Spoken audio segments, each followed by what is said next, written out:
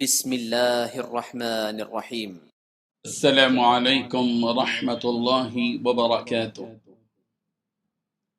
الحمد لولیہ والصلاة لنبیہ محمد وآلہ وصحبہ اجمعین، اما بعد۔ حاضرین و ناظرین، درس نمبر 1244 ہے اور آج سورہ طٰہٰ کی 4 آیتوں کی تلاوت اور تشریح کی جائے گی۔ آیت نمبر 56 تا 59، 56 to 59۔ چلیے سب سے پہلے ہم ان 4 آیتوں کی تلاوت کرتے ہیں، لفظی ترجمے اور ترجمے کے بعد تشریح کرتے ہیں۔ اعوذ باللہ من الشیطان الرجیم، بسم اللہ الرحمن الرحیم۔ وَلَقَدْ أَرَيْنَاهُ آيَاتِنَا كُلَّهَا فكذب وأبى قال أجئتنا لتخرجنا من أرضنا بسحرك يا موسى فلنأتينك بسحر مثله فاجعل بيننا وبينك موعدا لا نخلفه نحن ولا أنت مكانا سوى قال موعدكم يوم الزينة وأن يحشر الناس ضحى صدق الله العظيم۔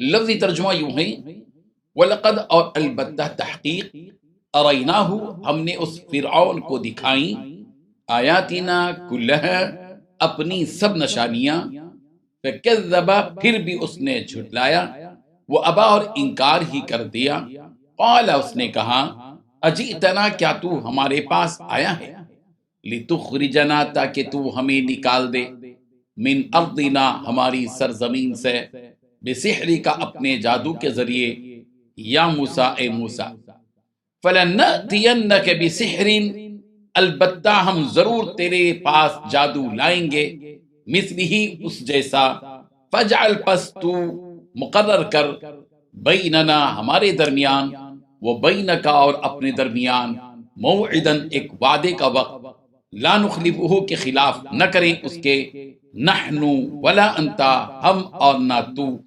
مکانن سوا ہموار جگہ۔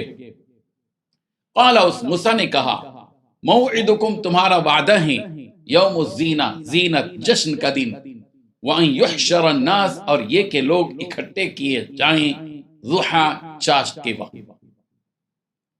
ترجمہ یوں ہے، حقیقت یہ ہے کہ ہم نے اس فرعون کو اپنی ساری نشانیاں دکھائیں، مگر وہ جھٹلاتا ہی رہا اور مان کر نہیں دیا۔ کہنے لگا موسیٰ کیا تم اس لیے آئے ہو کہ اپنے جادو کے ذریعے ہمیں اپنی زمین سے نکال باہر کرو؟ اچھا تو ہم بھی تمہارے سامنے ایسا ہی جادو لا کر رہیں گے۔ اب تم کسی کھلے میدان میں ہمارے اور اپنے درمیان مقابلے کا ایسا وقت طے کر لو جس کی خلاف ورزی نہ ہم کریں نہ تم کرو۔ موسیٰ نے کہا تم سے وہ دن طے ہے جس میں جشن منایا جاتا ہے، اور یہ بھی طے ہے کہ دن چڑھے ہی لوگوں کو جمع کر لیا جائے۔ ان 4 آیتوں میں 6 باتیں بتائی گئی ہیں۔ پہلی بات، ہم نے فرعون کو اپنی وہ سبھی نشانیاں دکھلائیں۔ دوسری بات، وہ جھٹلاتا رہا اور انکار ہی کرتا رہا۔ تیسری بات، فرعون نے کہا کہ اے موسیٰ تم ہمارے پاس یہ دعویٰ لے کر اس واسطے آئے ہو کہ ہم کو تمہارے ملک سے اپنے جادو کے ذریعے سے نکال باہر کر دو۔ چوتھی بات، اب ہم بھی تمہارے مقابلے میں ایسا ہی جادو لاتے ہیں۔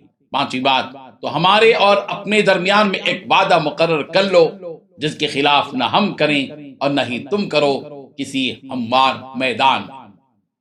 چھٹویں بات، حضرت موسیٰ علیہ السلام نے فرمایا تمہارے وعدے کا وقت وہ دن ہے جس میں تمہارا میلہ ہوتا ہے اور جس میں دن چڑھے لوگ جمع ہو جاتے ہیں۔ بزرگ اور دوستو، ظالم، گھمنڈی اور مغرور فرعون کو حضرت موسیٰ علیہ السلام کے ذریعے بہت سی نشانیاں دکھلائی۔ فرعون نے حضرت موسیٰ علیہ السلام کی لاٹھی کا معجزہ دیکھا، ید معجزہ کا دیکھا، یعنی سورج کی طرح ہاتھ کے روشن ہونے کا معجزہ دیکھا، مگر فرعون کی بدقسمتی یہ رہی کہ اس کے جھٹلانے کا سلسلہ جاری رہا اور وہ انکار پر انکار، انکار پر انکار کرتا چلا گیا۔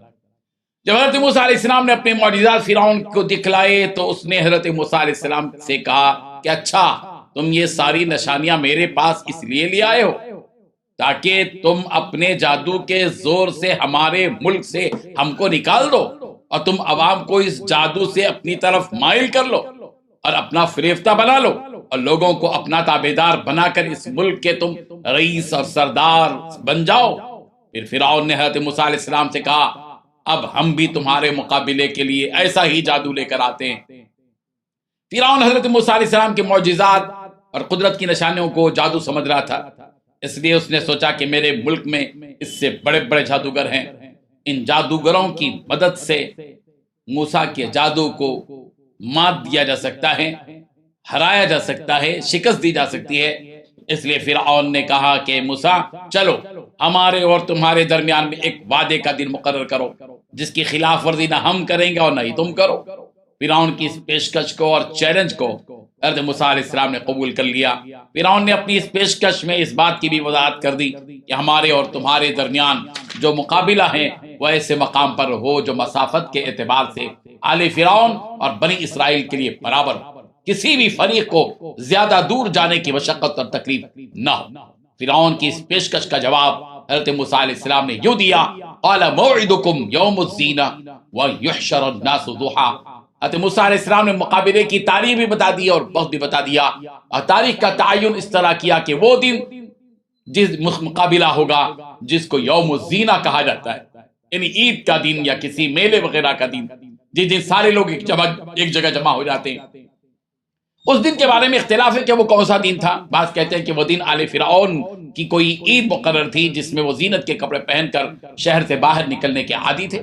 بعض کہتے ہیں کہ وہ نیروز کا دن تھا، بعض کہتے ہیں کہ وہ یوم السبت تھا یعنی ہفتے کا دن تھا، اور بعض نے محرم کی 10ویں تاریخ بتائی ہے کہ عاشورے کا دن تھا۔ حضرت موسیٰ علیہ السلام نے جہاں تاریخ دی وہیں وقت بھی متعین کر دیا کہ وہاں یحشر الناس ضحیٰ، کہ چاش کے وقت یہ مقابلہ ہوگا، 11 بجے، 10 بجے، 11:30 بجے، جو بھی ہو، یعنی جب سورج بلند ہو جائے، دن کی روشنی چھا جائے۔ یہ وقت ایسا ہوتا ہے کہ لوگ اپنی نیند پوری کرنے کے بعد فارغ ہو کر آسانی سے جمع ہو سکتے ہیں، اور ایسے وقت میں لوگ سکون اور دل جمعی سے منظر کو بھی دیکھ سکتے ہیں، اور عید کا دن یا میلے کا دن ہے تو سارے کاموں سے فارغ بھی رہتے ہیں لوگ۔ اس طرح حضرت موسیٰ علیہ السلام اور فرعون اور اس کے جادوگروں کے درمیان مقابلے کی تاریخ اور وقت مقرر ہو گیا۔ پھر اس کے بعد کیا ہوتا ہے اس کو ہم اگلے درس میں بیان کرتے ہیں۔ وآخر دعوانا ان الحمد للہ رب العالمین۔